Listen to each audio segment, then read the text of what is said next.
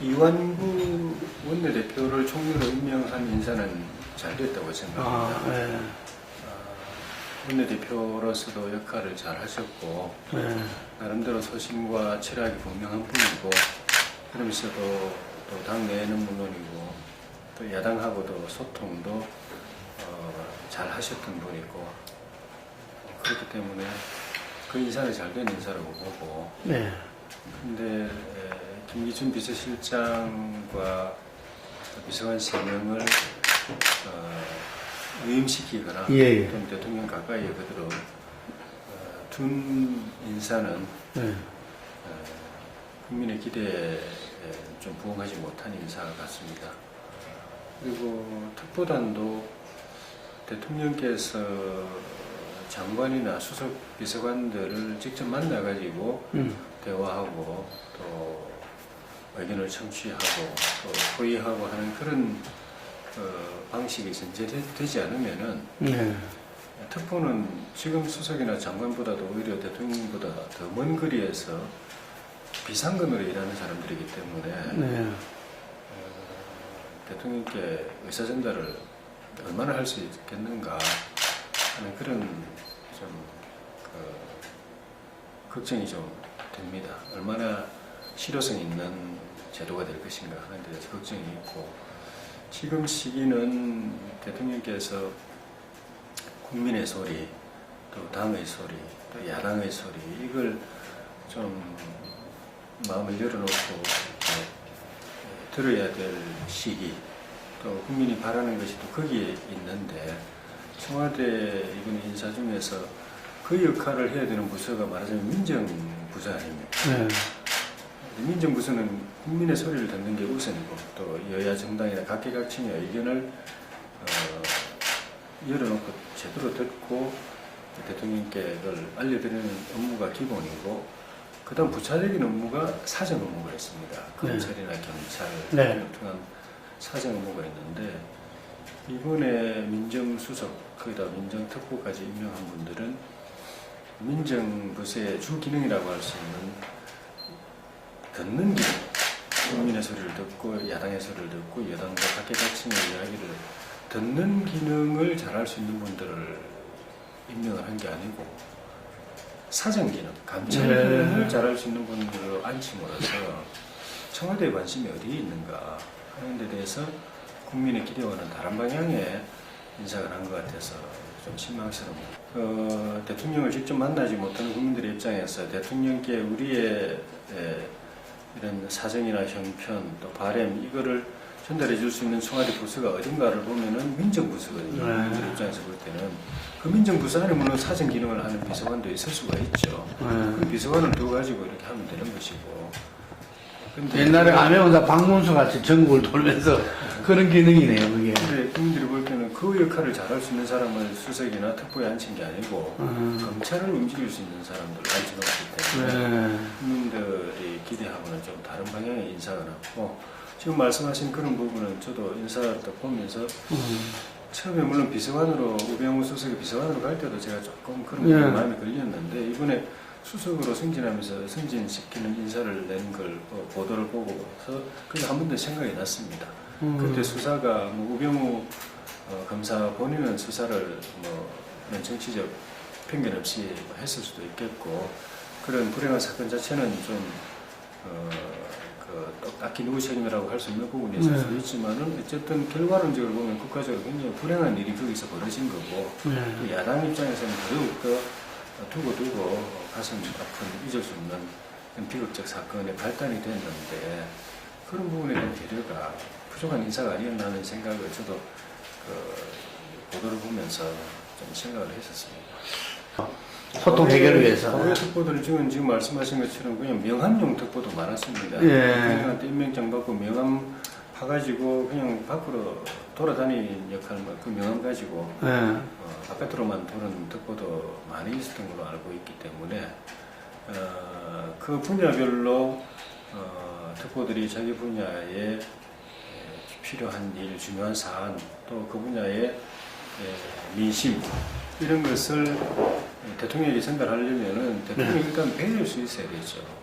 뵙고서 가감 없이 그걸 갖다가 전달하고 대통령의 또 말씀도 듣고 이럴 수 있는 기회가 있어야 되는데 그게 없으면은 역시 또 보고서로 또 보내야 되거든요. 네. 지금 장관이나 수석들이 하듯이 네. 지금 장관 수석들이 올리는 보고서만 가지고도 대통령께서 다 볼 시간이 없어서 퇴근 이후에도 관제에 가서 예, 보신다고 그러고 주말이나 공휴일도 없이 그걸 보신다고 굉장히 좀 경무에 떨리신다고 그러는데 거기다가 특보들까지 보고서를 직접 못 뵙고 보고서로 다시 또 추가하게 되면은 네.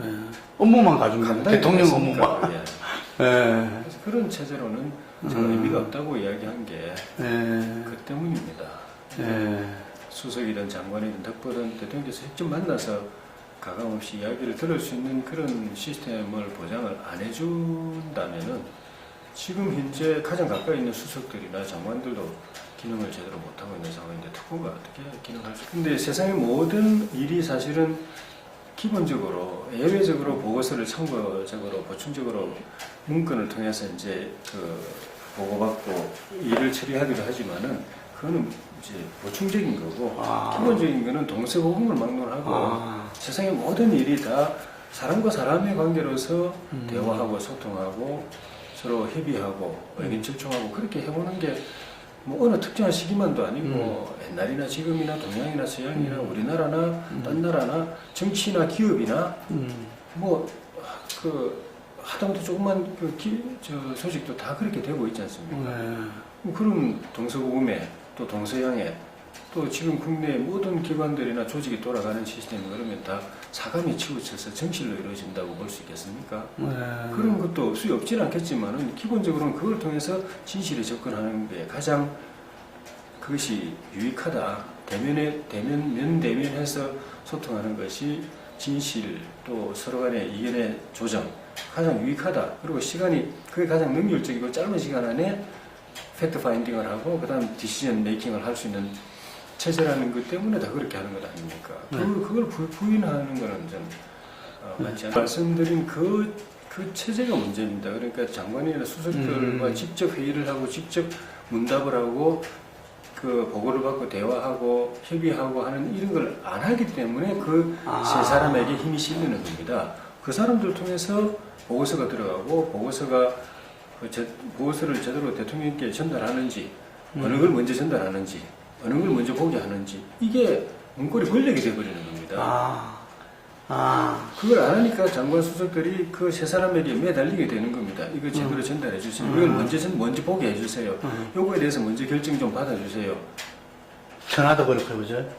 대통령이 직접 만나시면 그 사람들은 그런 문고리 권력을 행사할 일이 없는 겁니다. 그걸 안 하실 것 같으면은 세 사람이라도 빼라. 빼면은 결국은 직접 만나서 할 수밖에 없는 본인이 원하지 않더라도 소통하려면 직접 만날 수밖에 없는 그 시스템으로 바뀌지 않겠는가.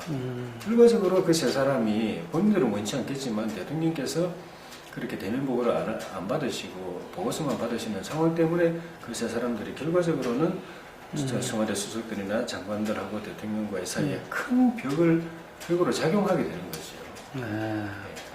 각하라는 것도 대통령에 대한 예우의 표현이지, 그게 자기가 굴신하는 그런 그 뜻으로서 그런 표현을 쓰진 않은 걸로 그 당시부터 이해를 하고 있었습니다. 그런 분도 아니고, 일단 언론을 통해서 기본적인 소명을 하고 계신 것 같고, 또 야당도 파트너십을 높게 평가해주고 있기 때문에, 그런 것 같아요, 보니까. 참 야당을 존중하고 소통을 잘했기 때문에 총리가 되면은 더더욱 야당 입장에서도 국정 현안에 소통하는 데 있어가지고 굉장히 도움될 걸로 기대하고 있는 것 같습니다. 자원 외교는 다음 달 초에 이제 지난 한 2주 전인가 첫 상견례 회의가 있었고 다음 달 초에부터 이제 각 해당 부처별로 업무 보고를 받게 되었습니다. 업무 보고 받고 현안 파악하고 나서 국정조사를 어느 방향으로 진행해야 되는지 정점이 뭔지 뭘 조사해야 되는지 이런 게 이제 정해질 것이기 때문에 이 시점에서 벌써 뭐 정인 이야기하고 하는 거는 굉장히 이런 거라고 생각이 드는데 전체적으로 지금 여론도 그렇고 국민의 바람도 그렇고 자원 개발 사업 또 그걸 위한 자원 외교 이거는 미래를 생각할 때 우리가 안 할 수가 없는 것이기 때문에 국정조사를 하더라도 앞으로의 자원 개발 또 자원 개발 외교를 어떻게 효과적으로 잘 할 수 있는가에 대해서 도움이 될 만한 국정조사를 해야 된다는 쪽으로 이렇게 강하기 때문에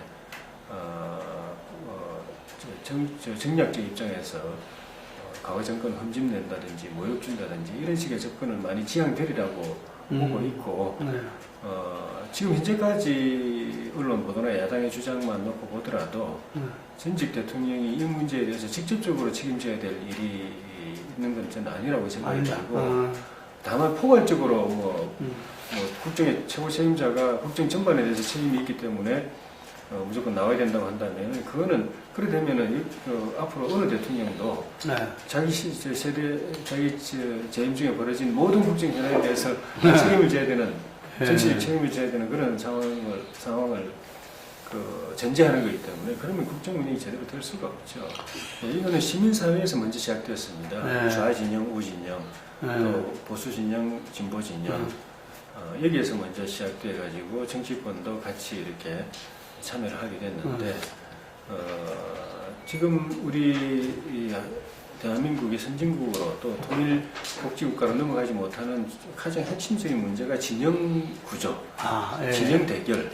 여기서 국정 소모가 너무 많고 국민 통합이 안 된다라는 걸 모두가 지금 지식인들은 인식하고 있고 이걸 넘어서는 게 지금 시대적 과제고 그래서 진영을 넘어서서 국민적 통합을 이루는 게 시대 정신이다라고 다 공감하는 것 같습니다.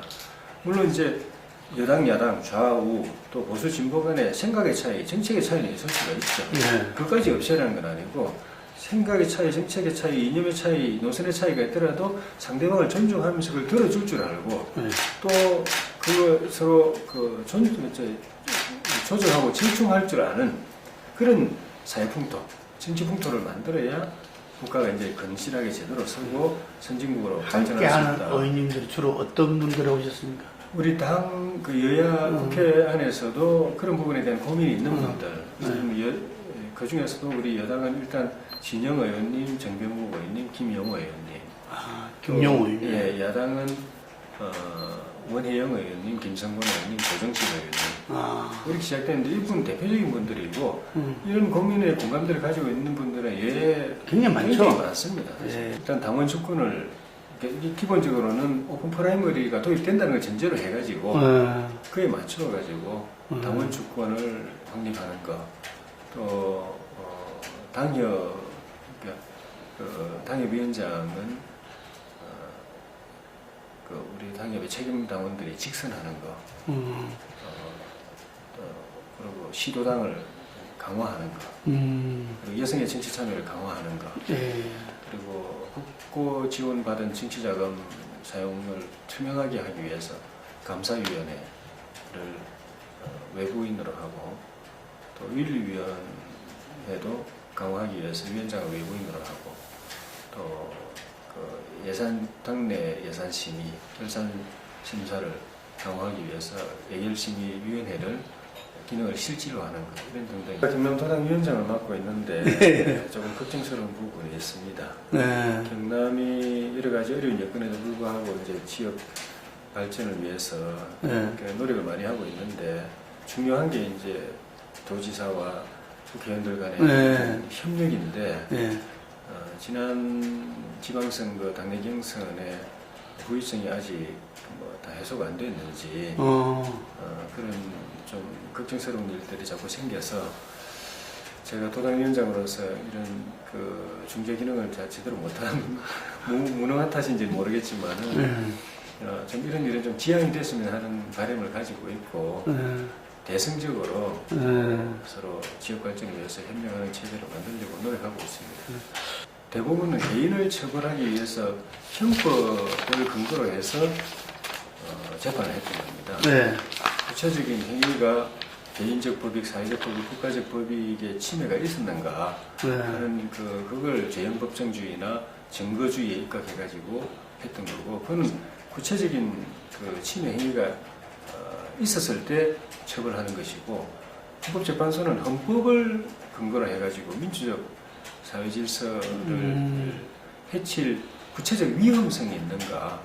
형법은 구체적 행위가 있고 그에 대해서 침해된 법익이 있어야 처벌할 수 있지만은 헌법은 미래의 위험성까지도 구체성이 있으면은 그걸 처벌이 아니라 정당을 해산하는 것이었기 때문에 그 기준과 대상이 다르네요. 이게. 형법과 헌법 또 개인과 정당 또 개인의 처벌 정당의 해산 이게 전혀 체계가 다르기 때문에 다른 그 기준에서 다른 논리로 결론을 냈던 것이고요. 그 법 해석이라든지 구체적인 이 프로세스는 판단 내린 프로세스는 저는 큰 차이가 없다고 생각합니다. 예. 형법이든 민법이든 소급 적용이 그 당사자한테 도움이 되는 소급 적용했을 때 네. 도움이 되는 쪽으로 적용이 되면 그거는 허용되는 것이 이제 법 일반적인 원칙인데 예. 어쨌든 선례로서는 나쁜 선례입니다. 예. 소급 적용했다는 거는 그 세금 폭탄이라고 할 만할 정도로까지 이렇게 많은 사람이 그 큰 피해를 입었는가 하는 데 대해서는 좀 더 이제 조사를 민밀하게 해야 되겠지만은 어쨌든 그 결과가 당초에 이 사법 개정할 때 예상했던 범위에서 벗어나서 예상치 못한 결과가 나타나는 건 사실이고 그렇게 된 데는 그 제도를 도입할 때 꼼꼼하게 잘 살펴가지고 이 법을 도입했을 때 어떤 효과가 나타날지에 대해서 철저하게 사전 검증을 못한 책임이 분명히 있기 때문에 정부도 책임이 있고 우리 당도 책임이 있기 때문에 그 책임에 대해서는 책임지는 조치가 필요하다 해서 소급 적용이라는 그런 나쁜 선례에 불구하고 그렇게 했는데 이게 선례가 되면 안 되고 앞으로 이런 일은 없어야 되고 없도록 하기 위해서는 정부나 당이 정책을 무슨 정책을 하든 꼼꼼하게 제대로 살펴서 검증 제대로 하고 일을 해야 된다고 생각이 들고요. 국민들이 이렇게 분노하게 된 데는 그런 예상치 않은 피해를 입은 계층이 있다는 것도 있지만은 결과적으로는 이걸 통해서 세금이 더 많이 거친 건데 그 세금이 하늘에 떨어진 것도 아니고 결국 국민들 어느 국민의 생각에 그 가게에서 다 나온 돈인데 이걸 대통령께서 공약을 정치 없는 복지한다. 또 취임하시고 나서도 복지 공약 다 지키면서도 정치는 없다. 이렇게 한 말씀해서로 이게 금가 억조가 돼가지고 정부도 계속 그 말씀 안에서 국민들에게 설명하려다 보니까 정치 아니다 하고 이렇게 결과적으로 궤변이라고 생각합니다. 정선 복지 한계 드러났다. 세금이 다 더 거쳐졌는데 그게 또 국민들 손에서 나왔는데 정치가 맞죠. 그러면 정직하게 이 세금도 걷는 것 같다라고 이야기를 했어야 맞는데 그걸 정치 아니라고 이야기하고 그러면서 세금 더 많이 걷어가고 하니까 국민들은 속은 느낌 들고 뒤통수 맞은 느낌 들고 정부가 그렇게 하기 위해서 꼼수 부렸다는 느낌이 드니까 더 실망과 분노가 더 커지고 또 그렇게 한 데 대한 국정의 신뢰가 뚝 떨어진 것 같아요. 위로지마. 이제부터라도 제가 우리 정부 초기에 제가 그런 이야기를 했었습니다. 공약은 했지만 이게 내가 볼 땐 임기내 다 못 지킨다. 그리고 그래서 구조조정이 필요하다. 임기내 못 지킬 건 못 지키고 또 지킬 수 있는 거라도 세금을 더 걷어야 되는지 세금 안 걷고도 할 수 있는지에 대해서 정확하게 예산해서 국민들에게 솔직하게 이야기해가지고 구조조정 이렇게 복지 공약 이렇게 구조조정 하는데 이렇게 하더라도 세금은 더 걷어야 되는데 누가 세금 부담을 져야 된다. 이런 걸 장기적으로 논의를 해서 국민적 합의하에서 해놔야 된다고 제가 주장을 했었는데 그 당시부터도 무슨 소리 하냐고 그냥 세금 더 안 걷고도 공약 다 지킬 수 있다는 이 멘트에 꼼짝달싹 못해가지고 이런 편법이 나왔는데 이제부터라도 솔직하게 이제 국민에게 설득하고 복지 중에 어느까지 할까요? 그리고 그거 하는데 그것도 세금이 더 필요하다면 이거는 누구에게 부담시킬까요? 기업에게 부담시킬까요? 가게에 부담시킬까요? 이런 논의를 이제부터라도 정직하게 하는 게 저는 옳은 거라고 근본적으로 문제 해결책이 됩니다. 국민들께서 지금 어려우신데 또 우리 실무기관과 정부의 여러 가지 정책들 때문에 혼란도 있으시고 실망도 크시고 그래서 우리 대통령 지지율이 예상치 않게 급속하게 좀 떨어졌는데 우리 당이 그래도 중심을 잡고 국민들의 뜻을 잘 헤아리고 그걸 국정에 반영해서 국정 운영을 쇄신하고 당의 정책에 실패가 없도록 하고 또 민생에 피해가 없도록 정책 관리를 잘 해나가려고 저희가 심기일전하고 있습니다. 그리고 어쨌든 대통령과 정부가 성공해야 국민이 편안하고 나라가 발전하기 때문에 또 임기가 앞으로 3년이나 더 남았기 때문에 국민 여러분께서 그래도 기대를 버리지 마시고 대통령과 정부가 잘하도록 격려해 주시고 저희 당도 그런 기대에 부응할 수 있도록 앞으로 최선을 다하겠습니다. 지금 또 당에도 원내 지도부가 새로 구성되고 총리 새로 바뀐 걸 계기로 해서 정부도 개각을 앞두고 있고 청와대도 개편 중인데 당정청의 진용을 이렇게 새로 꾸려가지고 박근혜 정부 임기 3년차를 출발할 때에 저희가 산뜻하게 또 혁신적으로 해보려고 노력하겠습니다. 국민 여러분께서 어려움이 많으시겠지만은 또 더 기회를 주시고 더 잘할 수 있도록 격려해 주시기를 부탁을 드리겠습니다. 고맙습니다.